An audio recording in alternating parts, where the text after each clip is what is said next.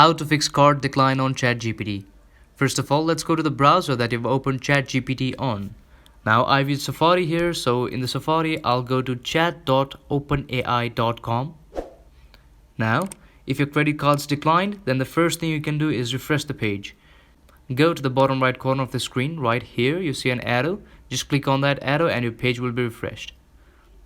Now, after you've done that, and if that doesn't work, then what you can do is go to the three horizontal lines in the top left corner of the screen right here. Tap on that and simply log out and log back in again. But if that doesn't work, then what you can do is go to Updates and FAQ. Now, simply click on the second option right here. And after you do that, you shall see all the information that is about the premium ChatGPT. Now, if your card's declined, then what you can do is cancel your subscription according to the instruction right here and resubscribe it, which might help you as well. Or a better, but a bit of hectic option might be that you want to contact your financial institution from which you use your card. That's it for today. Thank you very much.